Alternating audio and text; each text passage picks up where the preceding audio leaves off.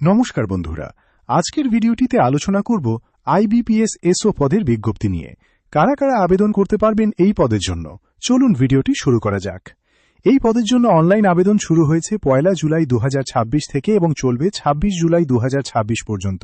Institute of banking personnel selection অর্থাৎ IBPS 11টি public sector ব্যাংকে specialist officer scale 1 পদে লোক নিয়োগের জন্য সিআরপি এসপিএল 16 বিজ্ঞপ্তি প্রকাশ করেছে। মোট শূন্য পদ হল 745টি, যার মধ্যে আইটি অফিসার পদে 301টি, এগ্রিকালচারাল ফিল্ড অফিসার পদে 190টি, ল অফিসার পদে 105টি, রাজভাষা অধিকারী পদে 89টি, এইচআর বা পার্সোনেল অফিসার পদে 60টি এবং মার্কেটিং অফিসারের কোনো শূন্যপদ বর্তমানে নেই। অনলাইন রেজিস্ট্রেশন শুরু হয়েছে 1 জুলাই 2026 থেকে এবং চলবে 26 জুলাই 2026 পর্যন্ত। যোগ্যতার ক্ষেত্রে প্রার্থীর বয়স হতে হবে 20 থেকে 30 বছরের মধ্যে এবং শিক্ষাগত যোগ্যতা প্রতিটা পদের জন্য আলাদা। আবেদন ফি এসসি, এসটি এবং পিডব্লিউবিডি প্রার্থীদের জন্য 175 টাকা এবং অন্যান্য প্রার্থীদের জন্য 850 টাকা। নির্বাচন প্রক্রিয়াটি প্রিলিমিনারি পরীক্ষা, মেইন পরীক্ষা এবং ইন্টারভিউয়ের মাধ্যমে সম্পূর্ণ হয়। বিশদ বিজ্ঞপ্তির জন্য আইবিপিএস এর ওয়েবসাইট দেখতে পারেন। আবেদন করার জন্য আপনাকে আইবিপিএস এর অফিসিয়াল ওয়েবসাইট www.ibps.in এ গিয়ে সিআরপি এসপিএল লিঙ্কে ক্লিক করতে হবে।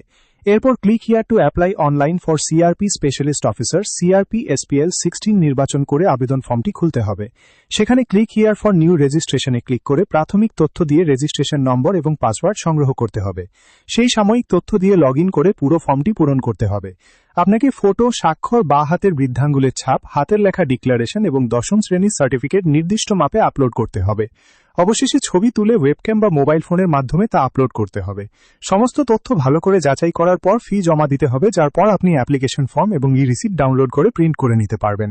ওবিসি প্রার্থীদের নন ক্রিমিলিয়ার সার্টিফিকেট 01/04/2026 বা তার পরের ইস্যু করা হতে হবে এবং ইডব্লিউএস প্রার্থীদের ইনকাম এবং অ্যাসেট সার্টিফিকেট জমা দিতে হবে, যা 2026-27 সালের জন্য বৈধ।